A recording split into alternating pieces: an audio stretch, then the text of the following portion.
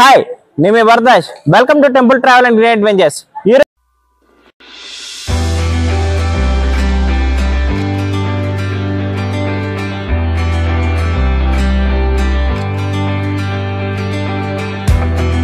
మనం ఆంధ్రప్రదేశ్ రాష్ట్రంలోని బిఆర్ అంబేద్కర్ కోనసీమ జిల్లా సెక్రటరీపల్లి మండలం అంతర్వేది అనే గ్రామంకి వచ్చామండి. ఈ అంతర్వేదిలో ఈ లక్ష్మీ నరసింహస్వామి ఆలయం అనేది క్షేత్రం అనేది చాలా ప్రసిద్ధమైన క్షేత్రం అండి.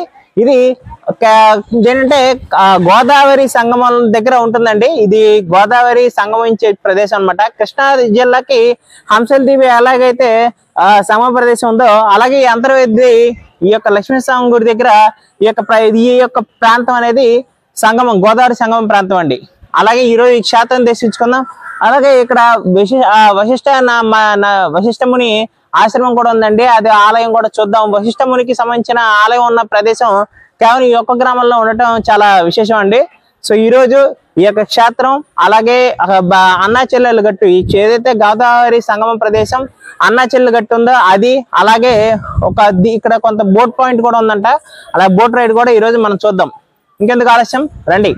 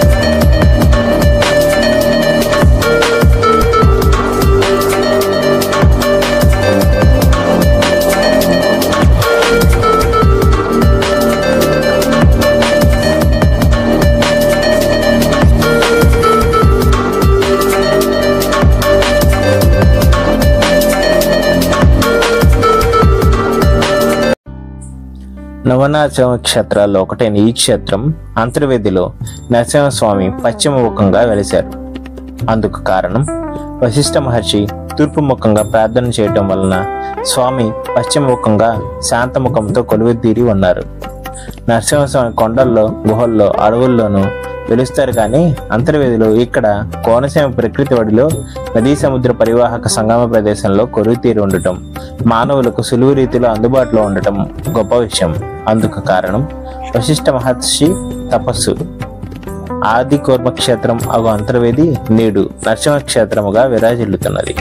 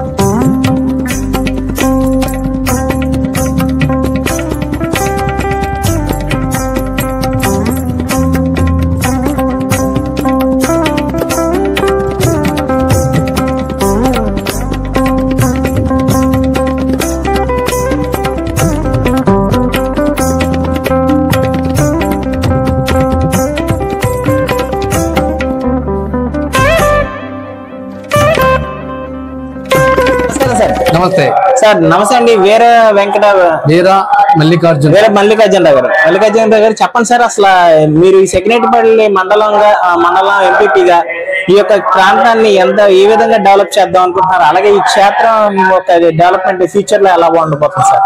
నమో శ్రీ లక్ష్మీ నరసింహ స్వామి నమః. నేను మొట్టమొదటిగా చేసిన పదవి శ్రీ లక్ష్మీ నరసింహ స్వామి టెంపుల్ కి చైర్మన్ గా చేశాను. తదనంతరం ధర్మకర్త మండల సభ్యులుగా చేశాను. అనంతరం సగినేటిపల్లి ఎంపీపీగా మరి మండల ప్రజా పరిషత్ అధ్యక్షుడిగా ఉన్నాను. మరి స్వామివారు మరి ఆయన్ని నమ్ముకుంటే ఆయనకి భక్తులకి మరి ఎంతో ఉన్నత స్థాయిని తీసుకెళ్తారు. మరి స్వామివారి విషయంలో ఏదైనా తప్పులు జరిగితే అదే స్థాయిలో శిక్ష కూడా వేస్తారు. శ్రీ లక్ష్మీ నరసింహ స్వామి వారు దక్షిణ కాశీగా పిలువబడే ఈ అంతర్వేది పుణ్యక్షేత్రం రోజు రోజుకు మరి ఎంతో అత్యంత వైభవంగా భక్తులు రావడం, మరి ఇక్కడ మరి మొన్ననే మా ఎమ్మెల్యే గారు దేవ వరప్రసాద్ గారు ఆయన సారథ్యంలో మరి అంగరంగ వైభవంగా స్వామివారికి తిరుకల్యాణ మహోత్సవాలు కూటమి ప్రభుత్వంలో అత్యంత వైభవంగా జరిగాయి. తదనంతరం మరి రథోత్సవం జరిగింది, అలాగే పౌర్ణమి స్నానాలు జరిగాయి. మరి ఇప్పుడు మా విన్నపం ఏంటంటే మరి మన దేవాదాయ ధర్మాదాయ శాఖ మంత్రులు మరి మంత్రివర్యులు ఇచ్చేస్తున్న సందర్భంలో మరి సగినేటిపల్లి మండలంలో అంతర్వేది లక్ష్మీ నరసింహ స్వామి వారి మరి ఈ ఉత్సవాల్ని ప్రభుత్వ ఉత్సవాలుగా స్టేట్ ఫెస్టివల్ గా పరిగణించాలని మేము ఆయనకి ఈ రోజు ఒక వినతి పత్రం ఇవ్వడానికి వచ్చాను.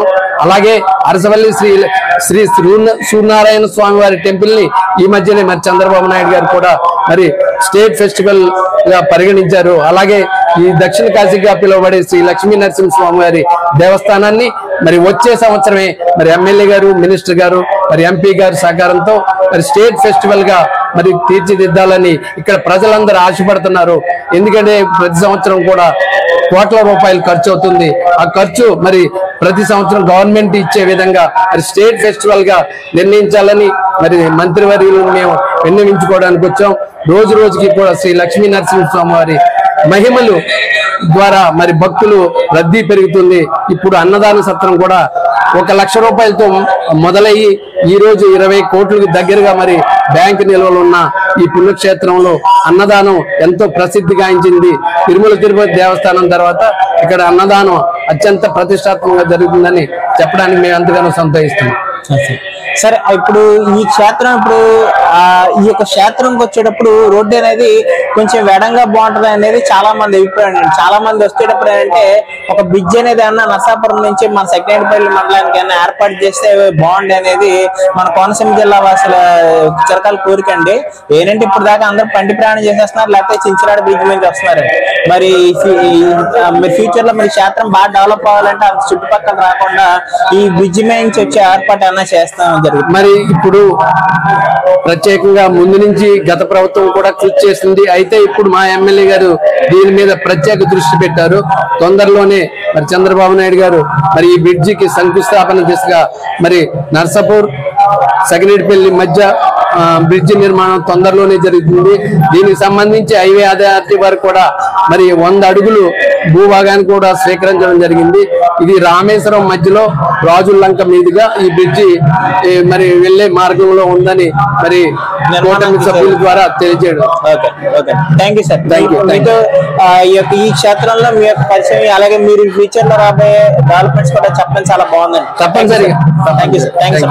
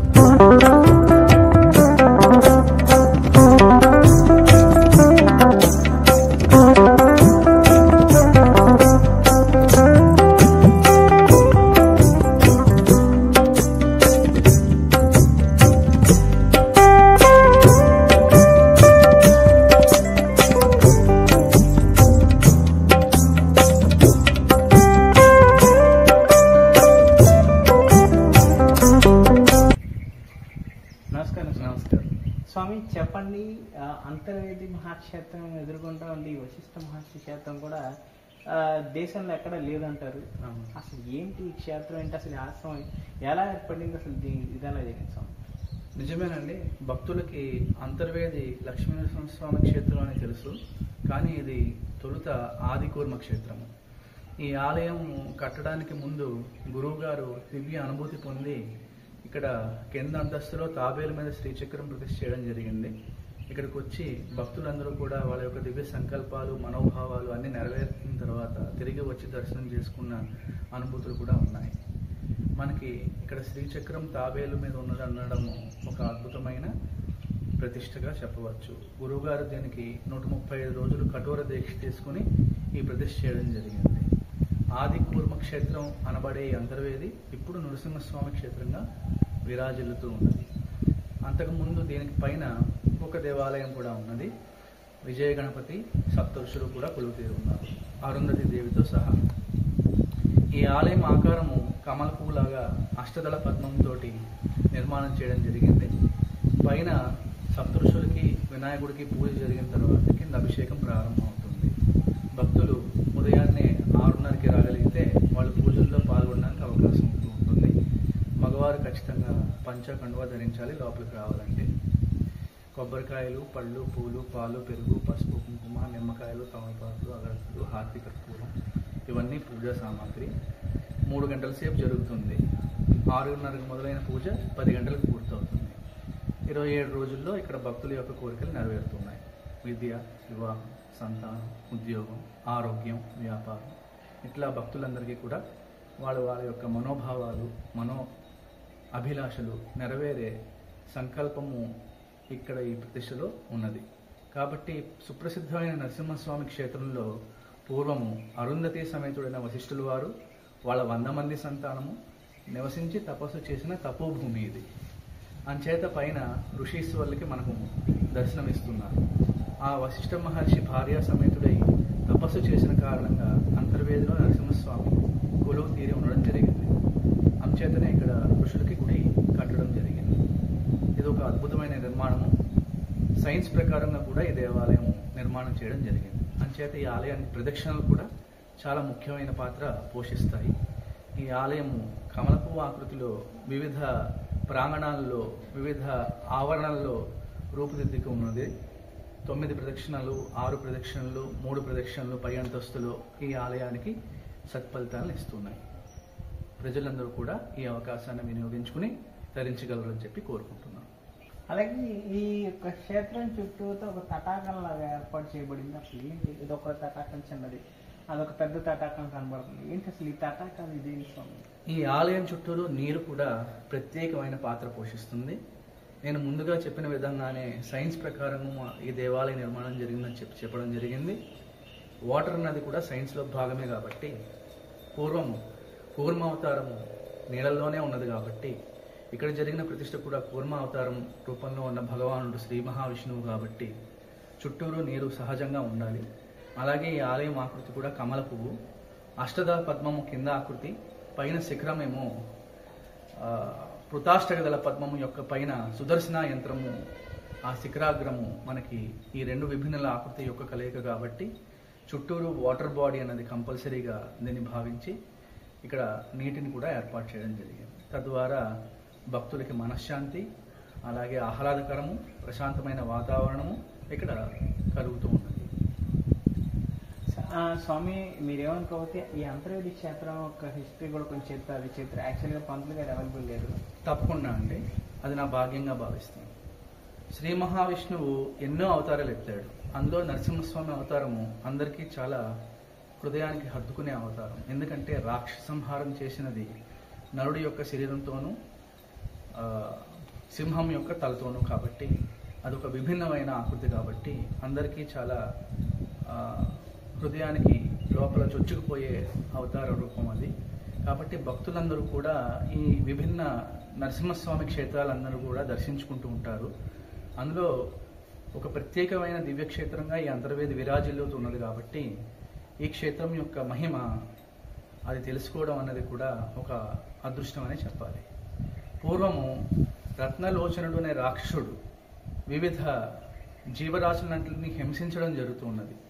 కాబట్టి వశిష్ఠ మహర్షి తన అంతిమ కాలంలో ఎక్కువ సంవత్సరాలు అంతర్వేదిలోనే స్థిరపడి నివాసం ఏర్పరచుకుని ఆ రాక్షసుని సంహారం కోసము ఆయన తపస్సు చేయవలసి వచ్చినది. అప్పుడు నరసింహస్వామి వశిష్ఠ మహర్షి యొక్క కోరికను తీర్చడం కోసము ఆయన ఆ నరసింహ అవతారం రూపంలో శ్రీ మహావిష్ణువు ఈ భూమి మీదకి అవతరించి ఆ రత్నలోచనుడు అనే రాక్షసుణ్ణి ఒక విశేషమైన సంహార రీతిలో కొన్ని సంవత్సరాలు పోరాడి సంహరించిన తర్వాత, ఎలాగూ వచ్చావు కదా స్వామి క్షేత్రానికి, నరుడు శరీరంతోనూ సింహం ఆకృతిలోనూ అని చెప్పి తొలుత కొద్దిగా భయపడిన వశిష్ఠులు వారు తిరిగి ఆ వశిష్ఠులు వారే నరసింహస్వామిని ప్రార్థించి, స్వామి నిత్యము నిన్ను అర్చించుకునే విధంగా ఈ క్షేత్రంలో కొలువుదీరి ఉండిపో స్వామి అని చెప్పి కోరుకుంటే ఆయన పశ్చిమముఖంగా శాంత రూపంలో లక్ష్మీ సమేతుడై వెలిసినారు. అది ఈ క్షేత్రం యొక్క విశిష్టత. థ్యాంక్ యూ స్వామి. మాకు మా ప్రేక్షకులకు ఎన్నో రకాల విశేషాలు తెలియజేశారు. భక్తులందరూ కూడా ఈ యొక్క అంతర్వేది నరసింహస్వామి క్షేత్రాన్ని దర్శించుకుని, అలాగే ఈ వశిష్ఠ మహర్షి క్షేత్రాన్ని కూడా తప్పకుండా అందరూ దర్శించుకుంటారని ఆశిస్తున్నాను. నాకు ఈ అవకాశం ఇచ్చిన మీకు కూడా ధన్యవాదాలు. అది